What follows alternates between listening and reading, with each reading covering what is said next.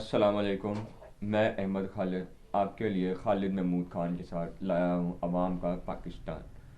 آئیے ان سے کھانے پینے کی چیزوں کی کمی کے بارے میں بات چیت کرتے ہیں۔ اچھا، تو آپ کہتے رہتے ہیں کہ پاکستان میں غذائی چیزوں کی کمی نہیں ہو سکتی۔ اپنے دعویٰ کو کس طرح سے آپ ثابت کر سکتے ہیں؟ بسم اللہ الرحمن الرحیم۔ شکریہ احمد خالد خان۔ یہ پاکستان کے 4 صوبے، صوبہ بلوچستان، صوبہ سندھ، صوبہ خیبر پختونخوا اور پنجاب، بہت ہی حسین زمینیں ہیں۔ زراعت کی مختلف چیزیں ان کی علاقوں میں پیدا کی جا سکتی ہیں، پہاڑوں پر بھی، صحراؤں میں بھی، میدانوں پر بھی، جہاں دریائی پانی ملتا ہے وہاں پر بھی، جہاں صرف بارشوں سے پانی حاصل کر کے کاشتکاری کی جاتی ہے وہاں بھی بہت کچھ اگتا ہے۔ اس کے بعد میں یہ کہنا ضروری سمجھوں گا کہ گندم پاکستان کا سب سے بنیادی غذا ہے، غذا کا جزو ہے، بیس فوڈ کہتے ہیں ان کو۔ گندم کے بعد دوسرے نمبر پر چاول، مکئی، چنے، دالیں، باجرہ اور اس طرح کی بہت سی نعمتیں ہیں جن میں سبزیاں اور پھل بھی شامل ہیں، کثرت سے پیدا ہوتے ہیں۔ باوجود اس کے اس میں میرا گلہ بھی ہے، شکوہ بھی ہے اپنے ریاست کے حکمرانوں سے، انتظام کرنے والوں سے، کہ کبھی اپنے دریاؤں کی طرف توجہ دیں، ان کے پانی بہتر کرنے کے لیے گہرائی پیدا کریں، دریاؤں کے کنارے جھیلیں بنائیں۔ جب پانی کی دریاؤں میں پہاڑوں سے کم آ رہا ہو تو وہ جھیلوں کا پانی لوگوں کو زمینوں پہ فصلیں اگانے کے لیے فراہم کریں۔ یہ کام کبھی نہیں ہوا پاکستان کی تاریخ میں، اور یہ ایک بہت بڑا ناکامی کا سبب بھی ہے۔ اسی کا ایک اور نتیجہ بھی ہے جو ایسے ہی میں آپ کے ساتھ شیئر کروں گا۔ جن دریاؤں کی صفائی نہیں کی جاتی ان دریاؤں کا پیٹ اونچا ہو جاتا ہے، بیڈ کہتے ہیں اس کو بیلا بھی کہتے ہیں، اس کو مختلف نام دیے جاتے ہیں۔ جب وہ بلند ہو جاتا ہے تو پانی دریاؤں کے کناروں سے دائیں یا بائیں یا ادھر ادھر کہیں نہ کہیں فلوٹ ہو جاتا ہے، پھیل جاتا ہے، یا راستے بنا کے سیلاب لے آتا ہے۔ تو یہ سیلاب کی تباہ کاریاں بھی اسی بات کا نتیجہ ہیں کہ ہمارے حکمران ساری ہر چیز کی صفائی تو کر گئے، دریاؤں کی صفائی پہ کبھی میں نے کسی کا کوئی کام یا خیال یا منصوبہ نہیں سنا۔ پاکستان میں نے جو علاقے گنوائے، جو فصلیں گنوائیں، میں اس لیے یہ دعویٰ کر سکتا ہوں کہ ان کی پاکستان کے اندر قلت نہیں ہو سکتی کہ یہ کثرت سے پیدا ہوتی ہے، پانی کے بغیر بھی پیدا ہو جاتی ہیں، پانی کے ساتھ بھی پیدا ہو جاتی ہیں۔ میں آپ سے پانی کے متعلق تو بات کر چکا، اس میں ایک عام پاکستانی ہونے کے ناطے، عوام میں سے ہونے کے ناطے ضرور کہوں گا کہ اس موضوع پر پانی کی کمی کے متعلق یہ پیدا کی جاتی ہے خراب کرنے کی وجہ سے، صحیح نہ کرنے کی وجہ سے۔ دوسری بات اس کے علاوہ ایک اور یہ، جب ہم فصلوں کی بات کرتے ہیں، پانی کی بات کرتے ہیں، فصلوں کے لیے دوسری سب سے اہم چیز کھادیں ہوتی ہیں، اور ان فصلوں کو کیڑوں مکوڑوں سے بچانے کے لیے زیادہ سے زیادہ ادویات ہوتی ہیں، کیڑے مار ادویات کہتے ہیں ان کو، انگریزی میں ان کو پیسٹی سائیڈز کہتے ہیں۔ گھاس پھوس جو بلا وجہ پیدا ہو جاتا ہے اس کو بھی فصلوں میں سے ختم کرنے کے لیے ہربی سائیڈ کا نام دیا جاتا ہے، یعنی بے جا جڑی بوٹیاں جو ہیں وہ مر جاتی ہیں تو باقی غذا جو زمین میں ہوتی ہے وہ فصلوں کو مل جاتی ہے۔ جہاں تک اس بات کا تعلق ہے کہ یہ میرا دعویٰ صرف گفتگو کی حد تک ہے، نہیں، بالکل ایسا نہیں۔ میں chief secretary Punjab, chief secretary Sindh, chief secretary Khyber Pakhtunkhwa اور چیف سیکرٹری بلوچستان بڑے احترام سے یہ گزارش کروں گا کہ سر آپ کے پٹواری کے پاس جو ہے ہر ذمہ دار کا اور ہر کھیت کا حساب کتاب ہوتا ہے، گندم کتنے کھیتوں میں اگائی گئی ہے، چاول کتنے ایکڑ میں پیدا ہوا اور کتنی فصل ہوئی، مکئی کتنے ہوئی، آلو کتنے ہوئے، اور اس طرح کر کے ہر چیز کا تو یہ ڈیٹا محکمہ شماریات والے بھی اکٹھا کرتے ہیں، اور یہ آپ کے ہر کھیت میں رسائی ہے آپ کی حکومت کے افسروں کی، اہلکاروں کی، کام کرنے والوں کی، محکمے چلانے والوں کی، جن میں شماریات کا محکمہ جو فگر لیتا ہے، جو ان سے لیتا ہے، بتاتا ہے کہ اتنے ایکڑ جو ہے وہ زمین گندم پیدا کی گئی اس زمین میں، پھر اسی طرح بتاتا ہے مکئی کی گئی کتنے ایکڑوں میں، اور اس طرح کر کے تو یہ کوئی ایسی نہ ہونے والی بات نہیں ہے کہ ہمیں پتہ ہی نہ چل سکے کہ ہماری آبادی کتنی ہے اور ہماری کھیتوں میں مختلف کھانے کی مختلف چیزوں کی پیداوار کتنی ہے۔ میں اس بات سے ایگری نہیں کرتا۔ میں یہ کہتا ہوں کہ اگر حکومت کے لوگ اسی ملک کے ہیں، اسی وطن کے ہیں، اسی عوام میں سے ہیں، انہی عوام کے گھر سے آئے ہیں، افسر بنے ہوئے ہیں، عزت حاصل کی، اسی معاشرے میں عزت اور پہچان حاصل کی، تو پھر ان باتوں پہ ضرور خیال رکھیں کہ آخر 3 سال پہلے پہلے تک کھادیں اور بیج اور ان چیزوں کی کوئی کمی نہیں تھی۔ کھاد کا تو سانحہ ہو گیا، ایسے پتہ چلا کہ 2200 کی جو کھاد کی ایک بوری ملتی تھی وہ 22,000 تک پہنچ گئی۔ یہ کوئی ایسی بات نہیں ہے جو جنات نے کر لی، بھوتوں نے کر لی، چڑیلوں نے کر لی، آسیب آ گیا پاکستان میں، نہیں، وہ کھاد باہر چلی گئی تھی، سمگل کر دی گئی تھی۔ سمگلنگ کا کیا ہوتا ہے؟ وہ جو یہاں پہ لوگ بیچتے ہیں تو ان سے زیادہ پیسہ کوئی باہر سے ان کو اس کی پیشکش کر دیتا ہے کہ 20,000 کی بجائے ہم آپ کو 50,000 دے دیں گے۔ وہ یہاں سے 20,000 کی قیمت میں اپنے ملک اور وطن اور عوام کا مفاد فروخت کر کے باہر کسی ملک سے 50,000 وصول کر لیتے ہیں۔ اس کو سمگلنگ کہا جاتا ہے۔ یہ روزمرہ کا قانونی کاروبار نہیں ہے۔ اور رہی بات یہ ہے کہ سمگلنگ کو روکنے کے لیے میں نے گندم کی سمگلنگ ہے، چینی کی ہے، ادویات کی ہے، رنگ اور جو پینٹس وغیرہ وارنش وغیرہ ہیں ان کی بہت ہوتی ہے، کپڑے کی بہت ہوتی ہے، اور یہ زیادہ سے زیادہ افغانستان، ایران اور ہمارے جو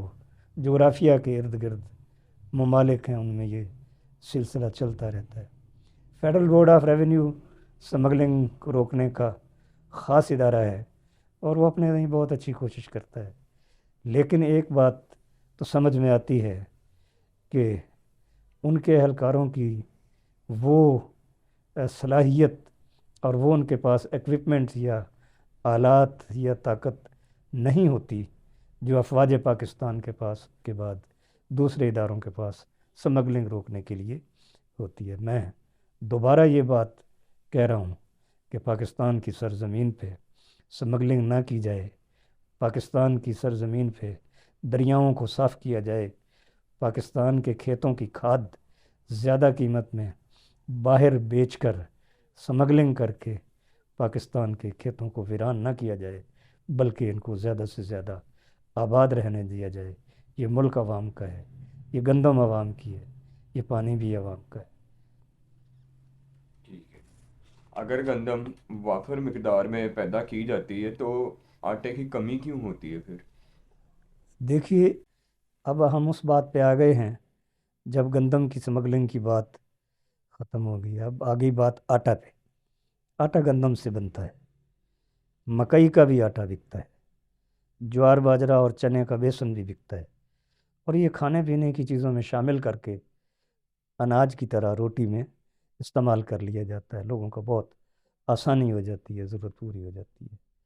گزارش یہ ہے کہ ان کی ہوتا یہ ہے کہ یہ دو چیزیں بڑی امپورٹنٹ ہیں۔ ایک تو یہ کہ جو فلور ملز ہیں ان کے پاس گندم جاتی ہے، وہ اس کا آٹا بناتے ہیں اور آگے فروخت کرتے ہیں۔ دوسری بات یہ ہے کہ پاکستان میں ایک ادارہ ہے وہ جب گندم پیدا ہوتی ہے تو اس گندم کو خرید لیتا ہے وہ ادارہ، اور ان کے بہت بڑے بڑے گودام ہیں پورے پاکستان میں، ان گوداموں میں جا کر سنبھال کر رکھ دی جاتی ہے۔ اس میں جب وافر مقدار کی گندم اور اس کا آٹا موجود ہوتا ہے تو یا وہ سمگل کر دیا جاتا ہے یا وہ کم مقدار میں پیدا کر کے مصنوعی قلت پیدا کر دی جاتی ہے۔ بھئی دیکھیے، ایسے سمجھیں کہ آپ کے گاؤں کو روزانہ 50 من آٹا کی ضرورت ہو تو وہ اس کو کم کر کے 25 من کر دیں، تو وہ 25 من جو دیں گے اس کی قیمت 50 من کے قریب حاصل کریں گے۔ مصنوعی قلت پر پیدا کرنے کا مطلب یہ ہوتا ہے۔ ذخیرہ اندوزی سے بھی یہی مراد ہوتا ہے۔ پھر اس کے علاوہ جو یہ فلور ملز ہیں، آٹا کی ملیں ہیں، ان کا سیاسی تعلقات بہت زیادہ ہوتے ہیں۔ یہ بات کہنے کی نہیں ہے، ماننے کی ہے کہ ان کے اپنے سیاسی تعلقات اور ان کی وجہ سے ان کو ایسی رعایتیں دی جاتی ہیں جو رشوت کی طرح ہوتی ہیں، اور ان میں سے سب کی بات نہیں میں کر رہا، معذرت چاہتا ہوں، بہت سے لوگوں کی بات کر رہا ہوں لیکن سب کی نہیں کر رہا، تو وہ آٹا باہر کے ملکوں میں سمگل کر دیتے ہیں۔ خاص طور سے افغانستان کے جو آٹا کے سمگلر ہیں وہ منہ مانگی قیمت دے کر پاکستانیوں سے آٹا لے جاتے ہیں، اور یہ افغانستان میں جا کر اس قدر مہنگا بکتا ہے یا اس سے آگے بہت سے ممالک جہاں پر غذائی قلت کی وجوہات موجود ہیں، وہ عذاب موجود ہے، مشکل موجود ہے، وہاں تک لے جاتے ہیں۔ تو میں یہ عرض کرتا ہوں کہ فلور ملوں کا بہت بڑا کردار ہے آٹا کی کمی پیدا کرنے کے لیے۔ دوسرے یہ کہ پھر اس میں جب کاروبار ہوتا ہے تو اس میں آٹا بنانے والی ملوں، کسانوں نے گندم پیدا کی، ملوں نے آٹا بنانے والی ملوں نے آٹا پیدا کیا، بیچ میں اور طرح کے تاجر پڑ گئے جو ٹریڈر کہا جاتا ہے، ان کو آڑتیے بھی کہا جاتا ہے، ان کو مڈل مین بھی کہا جاتا ہے، اور ایک برا سا لفظ ہے جو مجھے نہیں کہنا چاہیے تھا لیکن آپ سے بات کرتے ہوئے ایک بات کہنے کے لیے میرے لیے ضروری ہے، دلال بھی کہا جاتا ہے۔ پھر دوبارہ معذرت کرتا ہوں، وہ درمیان میں بہت کچھ کھا پی جاتے ہیں، آٹے کا بھی اور گندم کا۔ گندم کی دوسری شکل میں نے آپ کو پاسکو کے گورنمنٹ کے ادارے کی بتائی۔ یہ بڑا حیران کن واقعہ ہے کہ میں اگر آپ سے کہوں کہ ہر سال جتنی گندم پاسکو خریدتا ہے کیا وہ ساری کی ساری عوام کو مشکل حالات میں پیش کر دی جاتی ہے۔ مشکل حالات سے مراد یہ ہے کہ جب گندم پیدا ہوتی ہے تو اس کی قیمت کم ہوتی ہے، پھر وہ وقت کے ساتھ ساتھ گندم مہنگی ہونی شروع ہو جاتی ہے۔ تو پاسکو کا فرض یہ ہے، اس کا کام یہ ہے، ان کی ڈیوٹی یہ ہے، ان کا کاروبار یہ ہے حکومت کا کہ وہ اپنے گوداموں سے گندم نکالیں اور عوام کو پیش کریں۔ کبھی کسی نے بتایا ہو کل کتنی گندم گوداموں میں موجود تھی اور رکھی گئی تھی اور کتنی گندم نکال کر عوام کو دے دی گئی؟ کسی نے کہا چوری ہو گئی، کسی نے کہا دیمک لگ گیا۔ ایسا بھی ہوا، یہ بہت ساری آپ کو مثالیں اس کے حکومت کے اداروں سے ایسی رپورٹیں مل جائیں گی کہ جہاں گندم رکھی ہوئی تھی وہاں سے کوئی اور چیز برآمد ہوئی اور گندم ملی ہی نہیں، وہیں سے گندم چوری ہو کر سمگل ہو جاتی ہے، ذخیرہ اندوزی کا شکار ہو جاتی ہے، اور اس طرح عوام کے لیے قلت پیدا کرنے کی کوشش کی جاتی ہے۔ پھر یہ بتائیں، کیا آٹا کی بازار میں کمی ہے یا صرف قیمت میں اضافہ ہوتا رہتا ہے؟ یہ احمد خالد دونوں باتیں آپ کی درست ہیں۔ آٹا کی کمی تو میں نے بہت وضاحت سے پیش کر دی کہ آٹا کی کمی جو ہے وہ مختلف بہت سی وجوہات ہیں، جن میں نے پاسکو کا ذکر کیا ہے، جن میں نے فلور ملوں کا ذکر کیا ہے، فلور ملوں کے بعض مالکان کی سیاسی رعایتیں یا رشوتوں کا ذکر کیا ہے۔ ان کے علاوہ آپ نے جو بات پوچھی ہے کہ کیا گندم واقعی کم ہوتی ہے، ظاہر ہے جب اس طرح کا بات ہوگی کہ گندم بھی سمگل ہو جائے، چوری ہو جائے، چھپا دی جائے، کچھ اور کر لیا جائے، کمی پیدا کر کے مواقع تلاش کیے جائیں کہ ان کی مہنگی قیمت ملے گی تو دے دیں گے، بیچ دیں گے، تو اس طرح تو قیمت بڑھتی ہی رہے گی۔ قیمت بڑھنے کے اسباب پھر جب یہ چیزیں، یہ بازار مارکیٹ کا میکانزم ہوتا ہے کہ گندم کھیتوں میں پیدا ہوتی ہے اور بازار میں آ کر آٹا بکتا ہے فلور ملوں سے بن کر، چکی سے بن کر۔ ابھی بھی دیہاتوں میں کوئی دیسی چکیاں بھی مل جاتی ہیں جن میں بیل وغیرہ جوت کر اور اس میں آٹا پیدا کیا جاتا، خراس کہتے ہو، تو بہت خوبصورت آٹا ہوتا ہے وہ، کھانے کے قابل، سبحان اللہ۔ اوریجنل گندم کی اس میں نیوٹریشن ہوتی ہے یا غذائی طاقت ہوتی ہے اور غذائی لذت اور خوشبو ہوتی ہے، جو فلور ملوں کے آٹا میں نہیں آ سکتی، اس لیے کہ فلور ملوں کی جو پسائی ہے اس کی وجہ سے گندم کا کافی ذائقہ اور خوشبو جو ہے وہ جل جاتی ہے۔ تو بازار میں جب آٹا آتا ہے تو ہر دکاندار اپنی منافع کو بڑھا کر پیش کرنے کے لیے کوشش کرتا ہے۔ دکاندار سے پہلے جو بڑا تاجر خرید کے لاتا ہے، جن کو کہا جاتا ہے کہ جی یہ ہول سیلر ہیں، یا ان کو تھوک فروش کہا جاتا ہے، یا زیادہ مقدار میں فروخت کرنے والے یا خرید کرنے والے لوگ ہوتے ہیں، وہ اپنا مارجن رکھتے ہیں، اپنا حصہ ڈالتے ہیں، ہاتھ مار لیتے ہیں۔ نتیجتاً جب دکان پہ عام آدمی آٹا لینے جاتا ہے تو آٹا اس کو مہنگا ہی ملتا ہے۔ صحیح ہے۔ تو کیا آٹا کی اسمگلنگ کو روکا جا سکتا؟ کیوں نہیں روکا جا سکتا؟ یہ تو ہمارے جو ادارے ہیں، انتظامی ادارے ہیں، جیسے میں نے فیڈرل بورڈ آف ریونیو کا ذکر کیا ہے، رینجرز ہیں، کوسٹ گارڈز ہیں، ایف آئی اے ہے، پاکستان پولیس ہے، افواج پاکستان ہیں، یہ سارے ایسے جرائم کو روکنے کے اختیارات رکھتے ہیں، تو پھر یہ کیوں وقوع پذیر ہوتے ہیں؟ اصل میں مسئلہ اور ہے، یہ ذرا تھوڑی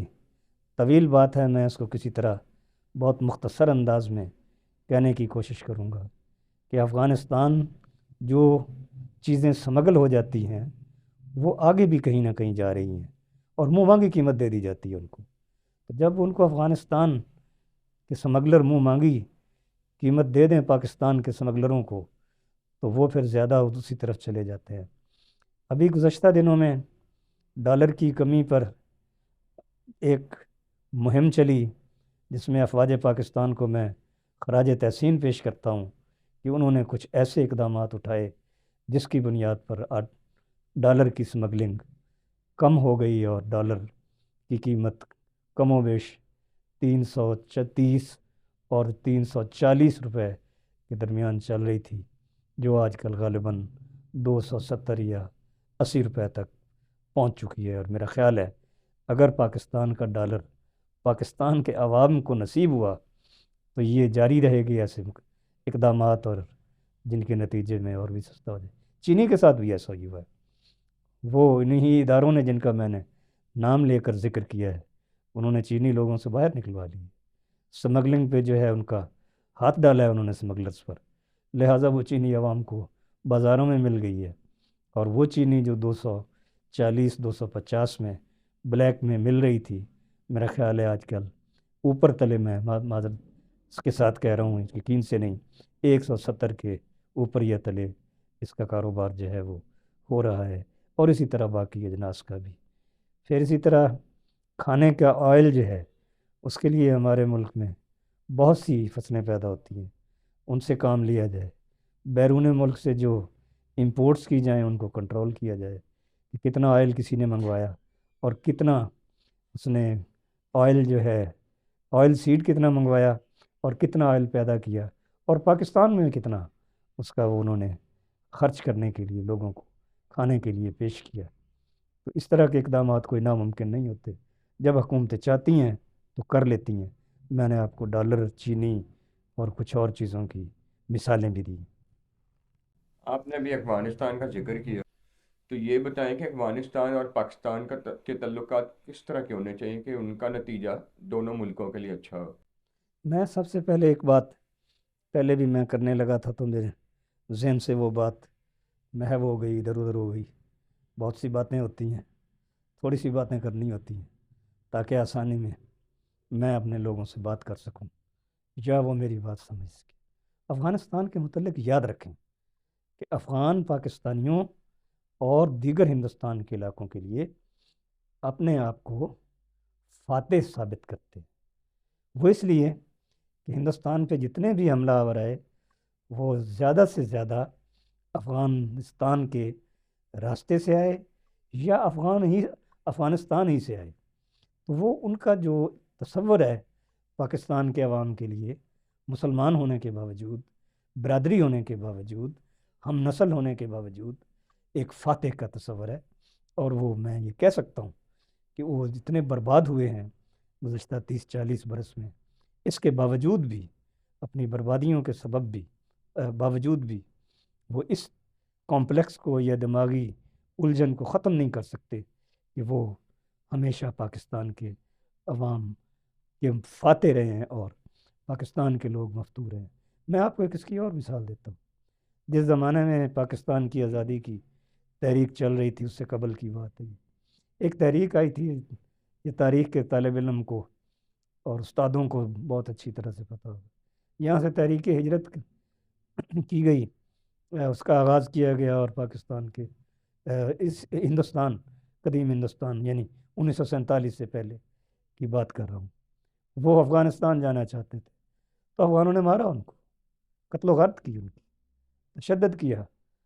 ہندوستان کے مسلمانوں کے ساتھ کہ اگر افغانستان میں آئے۔ اس طرح کی تاریخ کے رشتے ہیں۔ دوسری بات یہ ہے کہ ایک بات جو ہے وہ ایک راز کی طرح چلتی ہے، وہ راز میں کیا افشا کروں گا، جس کے اختیار میں ہو وہی کہے کہ ہمارا افغانستان کے ساتھ ایسا کیا لالچ ہے، ایسا کیا طمع ہے، ہماری افغانستان سے ایسا ہی حرص کی کیا رشتہ داری ہے کہ ہم ان کے اور اپنے مسائل کو الگ الگ کرنا بھی پسند نہیں کرتے، اور زیادہ سے زیادہ خرابی میں الجھتے ہوئے کوشش کرتے ہیں کہ ان کے ساتھ ہمارے تعلقات اور ہمارے ساتھ ان کے تعلقات قابل تعریف رہیں۔ تو میں یہ عرض کر رہا ہوں کہ افغانستان بہترین علاقہ ہے اس علاقے میں، جو خاص طور سے گزشتہ 30 سالوں میں ایک میدان جنگ کے طور پہ اس کو وار سینٹر بنا دیا گیا ہے، اور یہیں سے بیٹھ کے پاکستان کی بھی مدد کرتا ہے۔ افغانستان میں سے دنیا بھر کے خلاف جو ہے وہ اقدامات کیے جاتے ہیں، اس کو جنگی سینٹر بنا کر، اس کو دہشت گردوں کا مرکز بنا کر، اس کو جہالت کا مرکز بنا کر، اور یہ چیزیں بنا کر کیا جا سکتا ہے، کیا ہے لوگوں نے۔ میں یہ سمجھتا ہوں کہ افغانستان کے عوام کا اگر احترام کرنا ہے تو پاکستان کو، اپنے افواج پاکستان کو اور دیگر انتظامی اداروں کو اور حساس اداروں کو اور دفاعی اداروں کو اپنی سرحدیں سنبھالنی چاہیے۔ یہ کوئی کھیل نہیں ہے کہ جب جس کا جی چاہے وہ چلا جائے، جب جس کا جی چاہے وہ آ جائے۔ یہ بات تو کہنے ہی کی نہیں کہ افغانستان سے آئے ہوئے لوگوں نے تو یہاں پر جو ٹرانسپورٹ کا، ایک ہی بات کرتا ہوں، زیادہ باتیں نہیں بتاتا، بہت سے اور ایسے چیزیں ہیں، کاروبار ہیں جن میں ان کی بہت زیادہ شرکت ہے، بازاروں میں جگہ جگہ آپ کو ایسے لوگ مل جاتے ہیں جنہوں نے پاکستان میں کاروبار کیا۔ میں صرف ٹرانسپورٹ کی بات کرتا ہوں، وہ ہتھیار لیا انہوں نے، ان کے پاس ایسی ایسی گاڑیاں ہیں، 40 ویلر کے کنٹینر والی گاڑیاں ہیں ان کے پاس، اور وہ اس پہ لے جاتے ہیں۔ کہنے کا مقصد یہ ہے کہ جب تک اصول و قواعد کے مطابق، طریقے کے مطابق، قوانین کے مطابق لوگ آئیں گے اور قوانین اور اصولوں کے مطابق پاکستان سے ادھر جائیں گے، اور آنا جانا باہمی احترام کی بنیاد ہوگا، آنا جانا باہمی مفادات کی بنیاد ہو سکتا ہے، اور غیر ضروری نقصانات سے بچ سکتے ہیں۔ اس میں آخری ایک جملے کا اضافہ کرنا چاہتا ہوں کہ پاکستان میں بہت سی دہشت گردی افغانستان کے راستوں سے ہوتی ہے۔ یہ بھارت کی کچھ اس سے چل کر پاکستان کے شمالی علاقہ جات سے لے کر بلوچستان اور گوادر تک، جس کے ایک سائڈ پر ایران آتا ہے اور دوسری طرف پاکستان آتا ہے، وہاں تک یہ لوگ جو ہے اپنا کاروبار کرتے ہیں، اور ان پر کسی قسم کا کوئی قانون لاگو نہیں ہوتا۔ ہاں البتہ ہمارے ادارے محنت کر کے، اپنی جانیں قربان کر کے، ہمارے فوجی جوان اپنی زندگیاں قربان کر کے، ان کے خاندان بے وارث ہو جاتے ہیں، وہ سب کچھ کر گزرتے ہیں، لیکن یہ کام ہو نہیں سکتا۔ میں ایک بار پھر یہ جملہ دہرانے کی اجازت چاہتا ہوں کہ قوانین اور اصول کے مطابق افغانستان کے لوگ آئیں بھی اور واپس بھی جائیں، قوانین اور اصول کے مطابق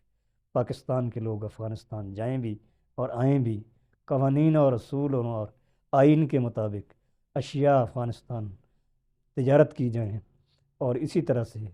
وہاں سے پاکستان کے لیے تجارت کی جائے۔ اس کے علاوہ اگر کوئی مبہم سی بات، دھندلی سی بات، کوئی ایسا فائدہ ہے جو میں بیان نہیں کر سکتا آپ کے سامنے، اور میں نے پہلے بھی کہا کہ جن کا ہے وہ کام وہی بتائیں کہ اس میں کیا ہمارا مقصد کیا ہے، چیزوں کو بے لگام چھوڑ دینا کہ جس کی مرضی وہ آ جائے، جس کی مرضی چلا جائے۔ وہ ہمارے مسلمان بھائی ہیں، ہم ان کی بڑی قدر کرتے ہیں۔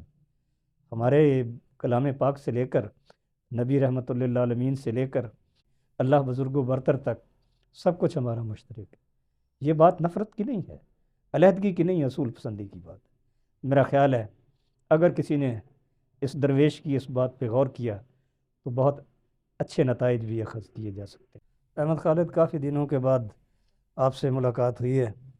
اور آپ کی کمی کو میں بڑی شدت سے محسوس کرتا رہا، اور آپ کے ناظرین اور سامعین اور آپ کے چاہنے والے، پیار کرنے والے، آپ کی بات چیت سننے والے، جو جملہ آپ میرے لیے تیار کر کے لاتے ہیں یا ادھر ہی بناتے ہیں، لوگ مسکراتے ہیں، مجھے بہت اچھا لگتا ہے۔ تو یہ ضرور محرومی رہی کہ جو آپ کا ان دنوں میں مجھے وہ ہنسی کا، مسکراہٹ کا، پیار کا جملہ نہ ملا۔ پھر بھی آپ کا شکریہ، اور میں دوبارہ آپ کو واپس آنے پر ویلکم کرتا ہوں۔ بہت شکریہ آپ کا، اور میں دعا کرتا ہوں کہ پاکستان کے حکمران پاکستان کے آٹا کو عوام کے لیے محفوظ کر دیں، اور دیکھتے رہیے عوام کا پاکستان۔ شکریہ اور اللہ حافظ۔